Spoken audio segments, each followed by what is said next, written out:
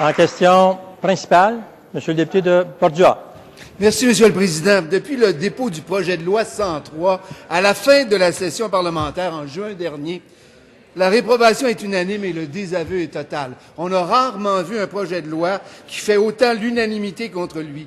On a rarement vu aussi autant de désinvolture de la part d'un gouvernement qui est censé assurer la défense du français au Québec. Pourtant, le nouveau leader parlementaire du gouvernement a clairement affirmé hier sa décision irrévocable et unilatérale de maintenir tel quel le projet de loi 103. C'est une déclaration qui est irrespectueuse, elle est antidémocratique et elle est profondément méprisante pour tous les groupes qui sont venus témoigner devant la Commission et pour tous les groupes qui viendront témoigner.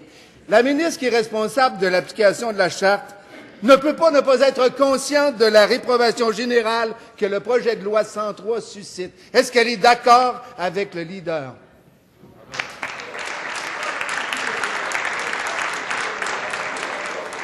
Madame la ministre de la Culture, des Communications et de la Condition féminine. Monsieur le Président, nous travaillons en commission parlementaire depuis déjà quelque temps. Nous avons entendu, je dirais, une vingtaine de mémoires. Nous en avons reçu 42. Les travaux se déroulent très bien, Monsieur le Président. Il y a un climat qui s'est installé. Monsieur le député de Borduas crie moins fort en commission parlementaire. C'est beaucoup plus agréable de l'entendre. Et on peut dire que les travaux vont bien, Monsieur le Président. Il y a des positions qui sont campées, mais il y a certaines propositions qui sont venues et qu'il a qualifié de très intéressante, extrêmement intéressante. On parle de Louis Bernard, ancien bras droit de René Lévesque, qui était là lors de la naissance de la loi 101. Alors, un jour, il a dit, c'est très intéressant. Le lendemain, il avait dû se faire chauffer les oreilles bien comme il faut, parce que le lendemain, il a dit que c'était pire que la loi 103. Alors, Monsieur le Président, les travaux se poursuivent. Nous n'avons pas terminé d'entendre les différents groupes qui vont venir en commission parlementaire. Nous continuons à travailler.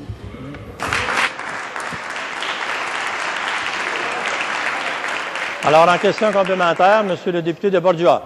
Sur 22 groupes, il y en avait 21 qui étaient contre le projet de loi. Et hier, le leader parlementaire du gouvernement a qualifié d'extrémistes ceux qui ne partageaient pas la solution du gouvernement sur le projet 103. J'y arrive à votre extrême. Pourtant, en mars dernier, le Conseil supérieur de l'éducation a recommandé au gouvernement d'assujettir les écoles privées non subventionnées à la loi 101. Est-ce que la ministre responsable d'application trouve que les membres de son conseil sont des gens qui adoptent des solutions extrêmes et qu'ils sont donc des extrémistes?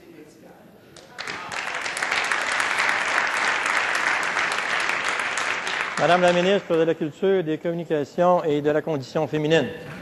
Monsieur le Président, j'ai beaucoup de respect pour les gens qui prennent le temps de rédiger des mémoires, de venir en commission parlementaire à Québec, d'expliquer pendant 1 heure leur point de vue. J'ai beaucoup de respect pour ces gens-là.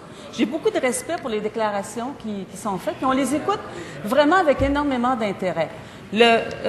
Louis Bernard, lorsqu'il est venu en commission parlementaire, j'avais déjà pris connaissance du mémoire quand on l'a reçu, lorsqu'il est venu en commission parlementaire, a parlé de la proposition du Parti québécois qui est d'imposer la loi 101 aux écoles privées non subventionnées comme étant une position radicale, Monsieur le Président. Nous, ce que nous voulons, c'est une position équilibrée, non pas une position radicale.